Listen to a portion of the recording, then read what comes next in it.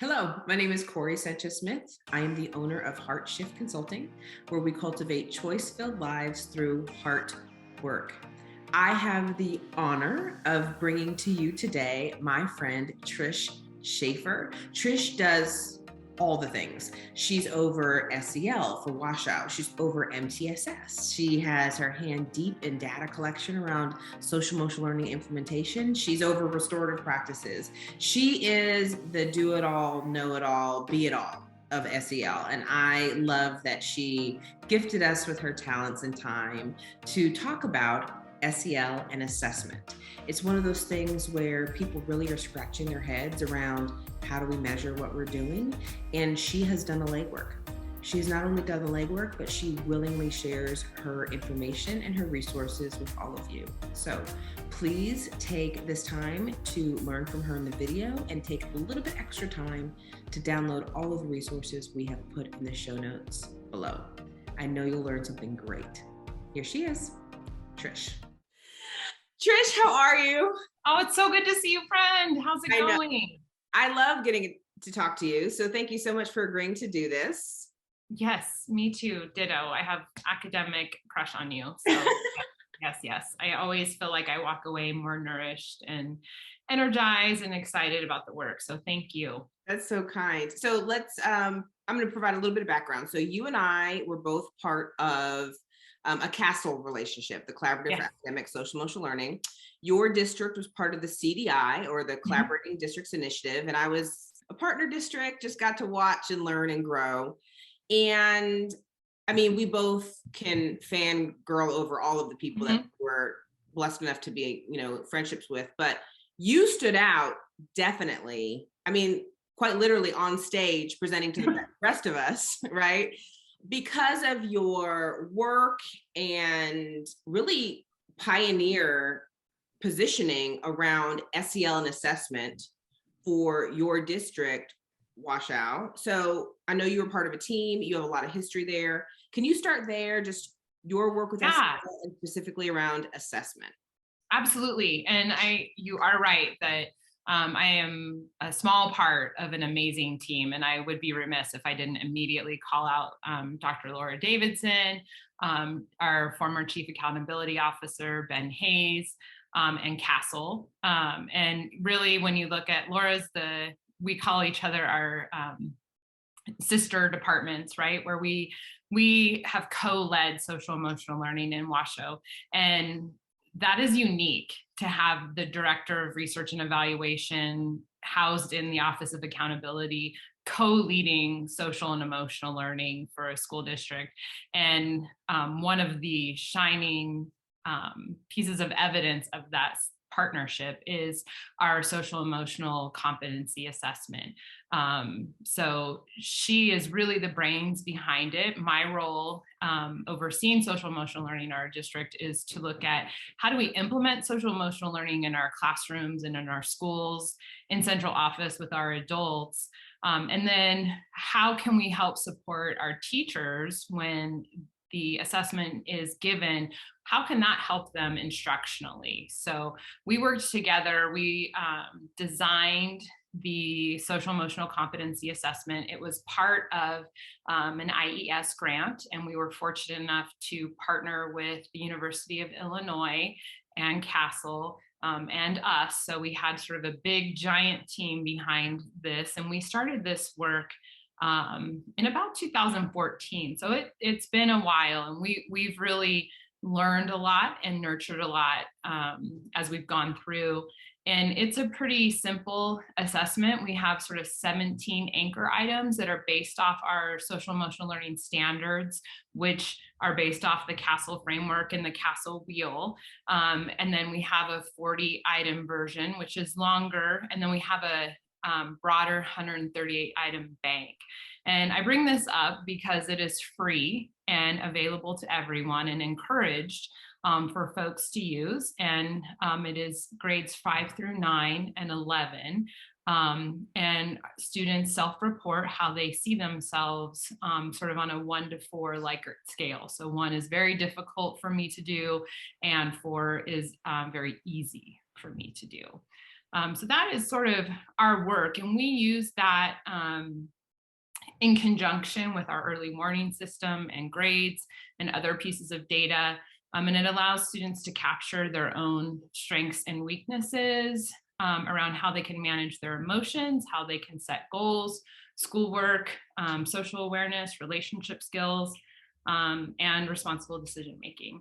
So we did take a lot of time to carefully align it to our standards. And in the free resources in the show notes, it walks through. So if another district wanted to take a look at that, they could easily pull out questions that they wanted to use and replicate the assessment. Yeah, that's a lovely gift. Thank you for making that available to everybody, and definitely links in the show notes. Let me be vulnerable with my own uncomfortability with assessment.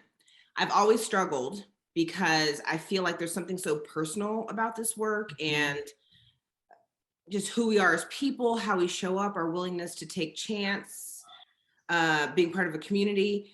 And then assessment comes in, which feels almost harsh sometimes, like either how assessment's used or seen can be literally evaluative in a way that I don't always see a connection to SEL. So I'm hoping you can help me through that. I get really nervous when I hear about like grading SEL, right? So oh my goodness, I wholeheartedly agree with you. And we do not recommend placing grades. In fact, in Washoe County, as you mentioned, because of my colleague, Dr. Laura Davidson, we are one of the leaders in SEL assessment. Yeah. And she works nationally and globally. Our assessment's been used all over the world. And both of us will strongly come out and say, no grading. Yeah. Absolutely not. There is not a single social emotional learning grade anywhere to be found in Washoe County, nor in the state of Nevada. We both have advocated strongly there too. I appreciate that you called out that point because one, it's self-report survey data. Two, if you ask an adult to rate a student's social emotional competence, what we know over and over again is their bias shows up. Yeah. And that happens a lot. Yeah. And so we have no business at this point landing a judgment on a student around a grade around social emotional learning, nor should it be used in high stakes accountability frameworks. Yeah. I am sure that there are some academics out there who would argue with me. Social emotional learning assessment is a cutting edge field and it's developing. But from my personal opinion, I do not think that we are ready yet as a field. We have far too much work to do, both with social emotional learning and with cultural competency. Well, then we're on the same page with that one. So I'm glad. Yeah. I'm glad to hear that. But Yes. but there is a use, and I can see it because SEL can be a little floaty. It can be a little loose, and it can be a little ethereal. And people come at it in different ways. So having something quantitative behind it, there's a lot of value to that. So break it down a little bit for the people watching. What are you looking for? So you have an assessment. What is the intended goal? What is like in terms of like backwards design? What are you trying to get out of it in terms of building, reflecting, understanding your SEL work? Well, I think before you start around social emotional learning assessment, right, you first need to establish common language around social emotional learning and establish your commonly used SEL framework. For us, you mentioned at the beginning that we both met through CASEL. And I think, in my opinion, you'd be hard pressed to find anything more comprehensive or cutting edge than the CASEL framework with their transformative SEL, the way that they have addressed some of the equity issues around social emotional learning, how well thought out it is, and the research behind it. But as an educator, whether you're just in a classroom by yourself pioneering this work, or in a school, or in a district our size with over 100 schools and 68,000 kids, you have to make sure that you first have that common language and identification around what are you talking about? What is your SEL framework? And then you want to get into explicit learning goals around SEL. So what do you want the kids to know? How are you going to help them progress towards those learning goals? And then what is the guidance needed to achieve? And I think, I think when we talked, I promised you I wasn't going to be nerdy, but as I'm talking, assessment is nerdy. It is hard not to be nerdy. Yeah. So I'm going to put my classroom teacher hat on and give you an example of what I'm talking about. Okay. So let's say that you've established that you're going to use the CASTLE framework. You're going to use the 5 competencies, right? Self-awareness, self-management, social awareness, relationship skills, and responsible decision making. And those are all available on castle.org, and there's standards and things you can work on.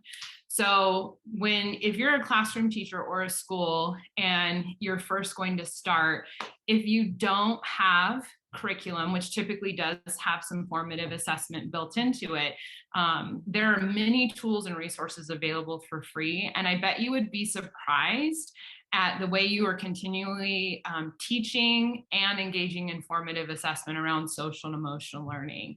For example, teacher observation, student voice.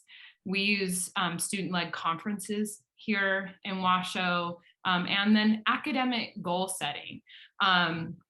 So I'll give you an example here. So let's talk about self-awareness and self-management in an elementary school classroom. So one of the skills that you might want them to do is to develop skills related to setting and achieving both personal and academic goals, right? Especially as we're getting them ready to enter into middle school, which is such a huge shift if you go to lockers and multiple teachers and moving through. So you might have them work on describing steps towards setting a goal, work on how they can, with some support, set a short-term personal goal, and with some support, how are they monitoring their achievement towards a personal goal? So they're tracking that goal. They might monitor and reflect on their achievement with you, with a peer, or with their parent during a student-led conference. For social awareness, you might want to have them begin to recognize the feelings of others, or be able to identify situational and social cues around how they feel when working in a group project or through project-based learning. And those are things I think when you put on your elementary school teacher hat, even your high school teacher, students have conflict, right? So working them through that, how are the others feeling? What are the situational cues? And talking through that a little more intentionally. For responsible decision making, you could have them initially, depending on their age, with support, generate alternative solutions to problems that may occur either in academic or social situations, or develop criteria for how do you evaluate the consequences of your actions before you do it. So let's think through this. And character analysis, whether you have tiny little guys or older kids, make a great opportunity for you to go through that kind of work. So those are some examples of how you can formatively assess. And then as you take notes, almost like a running record type thing, then you can realize where your students might need more assistance, and then intentionally fill in those gaps, just like we do with academics. Yeah. I don't know if that helps.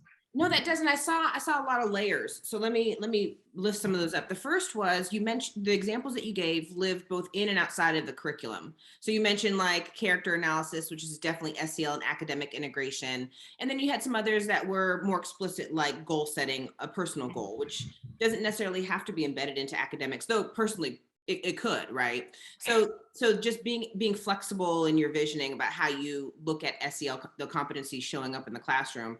The other thing that you mentioned were opportunities to work with others. So you mentioned parents, and I can think of the power of having some established look-fors at the beginning of the year, like during an open house or whatever, and saying, hey, here are the SEL, topics that we're going to focus on. And by the end of the year, we want them to grow in this way. And that being an ongoing conversation with families so that they're working in conjunction.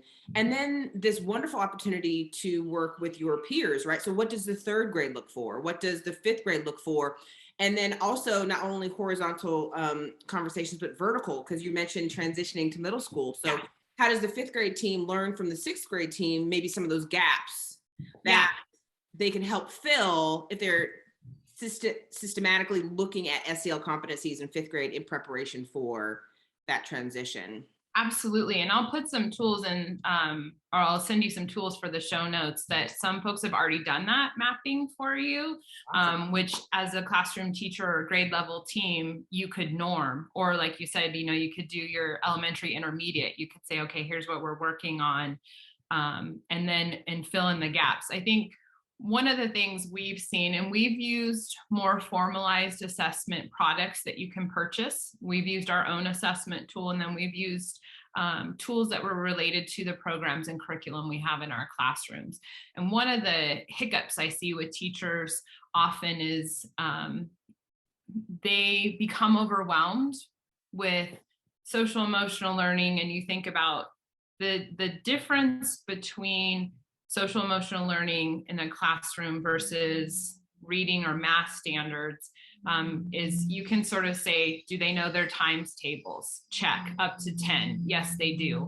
I don't know about you, but I don't think I will ever be fully self-aware. Right. Or I will always be working on self-management. So sometimes it feels overwhelming, right? Right. But paying attention to where our kids are letting us know that they are struggling more. And that's what that social emotional competency assessment that I referenced at the beginning that we use, that's how we use it with our teachers. And it really broke it down. You mentioned like backwards planning or task analysis. It really broke it down for our teachers around what are our students saying they are struggling with most. And then you look at sort of, then you can talk about, okay, here's what we're going to do in third grade. Here's what we're going to do in fourth grade. Here's what we're going to do in fifth grade. And it looks different. I mean, identifying emotions when you're in kindergarten is equally as important as when you're in high school. But the way in which you go about it and your emotional repertoire becomes bigger, more robust. Yeah. Yeah. So I'll give you an example around when we look at relationship skills in our district, and I'll put these data in the show notes because they've largely stayed the same for almost a decade. Our kids tell us that sharing what they're feeling with others, joining a group that they don't usually sit with, talking to their friends about how they feel when they're upset, and or talking to an adult when they're having problems at school are the most difficult for them to do. Probably not surprising to our educators that are on watching. They tell us the easiest, being polite to an adult, getting along with teachers, being polite to classmates, and apologizing. So they tell, yeah, there's so much goodness in that. So I want to back up because first what you're saying is the outward expression of being a school person, a student, can look a certain way, even though there's some needs internally. So if we're just, like you mentioned earlier, we're not in a place in the field for teachers to assess how students are doing because so much of this is not visible, right? So much of this work is not visible. So this dual reality of, oh, I look like I've got it together, but I'm really struggling with some things. The other thing you mentioned that was so great was about how this work with identifying emotions, which is very readily picked up in elementary school, is equally important as they get older. And I was thinking about like the duplicity of emotions, right? Like I'm both happy for my friend and jealous at the same time. yeah. Like how do I deal with both of those simultaneously where, you know, in kindergarten, we talk about emotions like in the singular, right? I'm happy, I'm sad, right? So you have this like confusion that happens when we become more aware of how complicated we are as humans. And the thing that we're saying, but not really saying that I want to actually say is the mindset around assessment, where, because you have mentioned in your examples, okay, we learn from our kids what they need.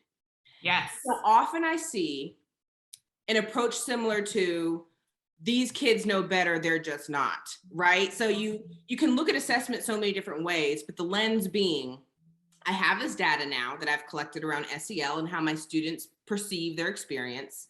Yes. It tells me I have work to do as a teacher instead of this is the default of children, right? Yeah. Yeah. And yes. And when you're asking kids, you know, when I mentioned some of those things that our students said were very easy for them, those are school behaviors that adults are emphasizing from the very moment. So I love that you pulled out that it's not, they know better and they're just not doing it. Sometimes you hear people blame the family. Yeah. Right. Yeah. Especially with social emotional learning, right? Well, their family just hasn't or whatever. And, you know, when we first started this assessment, the very first go, our kids told us all of these skills were easy. like they said, oh, everything is great, we can do this, it's no problem. And they don't really, we couldn't tell, like, do they really have these skills, or are they just not engaging in the survey and they're just going, easy Or they don't know what they don't know. right. And so that also goes back to the point of the importance of establishing common SEL framework and language, and sharing that language with the kids. And then one of the things we did is, we're a huge student voice district. And so when we got our results the first time around and we couldn't tell, are they just marking A? Do they not know what we're talking about? Or are they actually pretty good at this stuff? Yeah. And we're just sort of surprised. So what we did is we had students come in and help us evaluate items and look at our language and talk through it, and we had them talk about relationship skills around how it happens in their classroom and what they struggle with. And then the kids were able to create these items for us. That is genius. So you modified the assessment using student voice and input because you realized your initial go was not giving you the data you needed. Yeah. And I would have never thought, and that's really embarrassing to say because, like, this is my work, but I really would not have thought about that. That's really great. And again, I got to give, Laura Davidson and Ben Hayes a ton of credit for that. And they're leading, but it changed the way that we asked questions, and we were asking them from our adult lens. Absolutely. And I think that, so we'll transition to like definite takeaways, but I think that is my biggest aha right now, is like, how can you, in all things that involve school, including SEL, amplify student voice in a way that just makes their perspective a regular part of what we do, like academically, socially, everything. That was great. So let's stay with teachers. So it would be lovely if this was a priority of the district and people had resources and principals were in front of staff, giving them planning time to make all this beautiful stuff happen. But we know that's just not happening in a lot of places. Yeah. So if a teacher's watching who is doing all that he or she can do and wants to just make sure they're on the right path, an assessment feels like a natural next step.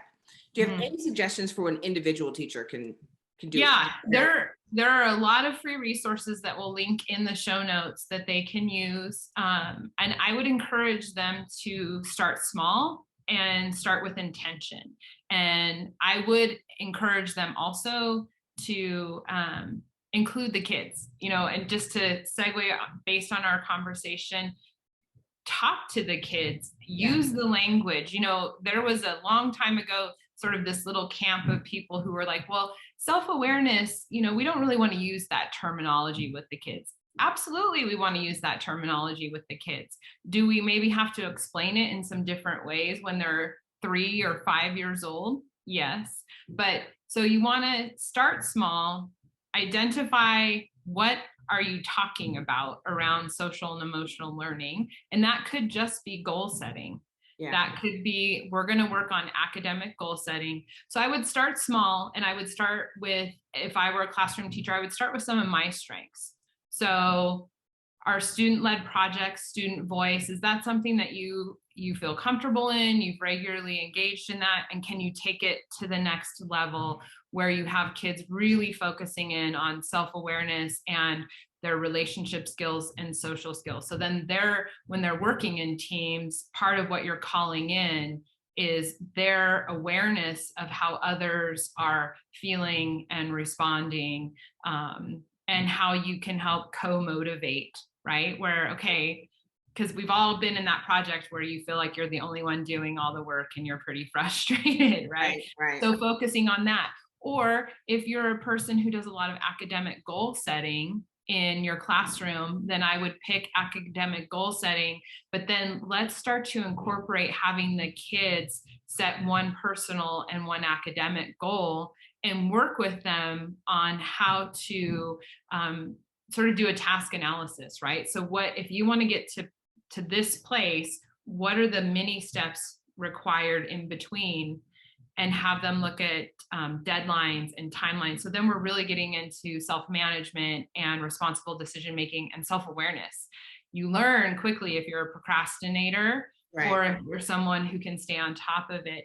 And then perhaps an additional step with that would be to bring in the student-led conferences, have the parents come in and have the students walk through, here's where I want to be, and here's what I'm going to do over the course of this quarter or semester or this school year to get there. And to add an extra SEL layer, here's how you can help me, mom and dad. Right. Or family or sibling. So I would start, there's a lot of tools that I will put. So for some of our teachers out there who are like, I want to get meaty, I want to get into it, there are options for you to get meaty, and there are free assessments that are available. I do encourage you, if you're going to do additional assessments where the kids are really putting pen to paper, that you work with your administrator on parent consent. To make sure that the parents are aware of what data you're collecting and how you intend to use it. But I think incorporating some of the work and focusing in on one or two things for the school year would be my best advice for a teacher who's brand new. And I would say also what you mentioned earlier is that this data sits along other data. So keeping up with your own attendance rate, right? Like, especially if you're in a high school or secondary setting where kids transition, are your kids coming on time? Are they excited to be there? Like, just that interest being part of your data. And then your own, like, whatever academic measurements are already given by your school, just holding those next to, as part of your story, Right. And that's such a great point, because this data should not be used in isolation. And what we know is our students who have reported stronger social emotional competencies, they are more likely to be on track for graduation. They have higher rates of attendance, and they do better academically, and they have less behavioral issues. And those are for our kids who, even on our early warning system, are flagging, high risk, or they have sort of every curveball has been thrown to them throughout their whole life. When they have strong social emotional competence, all these other things fall into place. So paying attention to that is critical. Plus, it's also another data set to let you know that your efforts, with the student are paying off. Yeah, absolutely. Yay. Yeah. Well, I know that this is going to be very helpful. How can people keep up with you, Trish? How do you? Oh, I would direct them to the Washoe County School District website. I am not, unfortunately, I'm on Twitter for Trish Shaffer, but I'm not a big social media person right now. But we do have a lot on our website for Washoe County School District. And then I will also encourage you to check out on Washoe County School District's website, the social emotional learning assessment. There's a big write-up there from my colleague, Dr. Laura Davidson, and both of us have our contact information there. So we welcome and actually love collaborating with other districts or teachers. So please reach out, and all of our materials are free. We're big fans of making sure that teachers and principals and educators have all the tools that they need. And we just happen to be incredibly blessed to be able to work with Castle and some other colleagues, is sort of how we look at it. Great. So I'm going to put your LinkedIn handle in the notes as well. Okay. Because you're a big enough deal that people need to follow you and keep up with you. Oh, thank you, friend. Thank you. So, thank you so much for your time. Thank you. And I'll send you some resources too. That there's this SEL assessment guides and a whole bunch of tools if people really want to get into this. And then, like I said, we're available to help them. If they kind of narrow down, I'm a third grade teacher, here's what I'm looking at, we would be happy to give them a little bit of advice around sort of what tool might be the best for them. You're very generous. Thank you. It was so good to talk to you. Thank you, Trish. Appreciate it. Bye. Bye.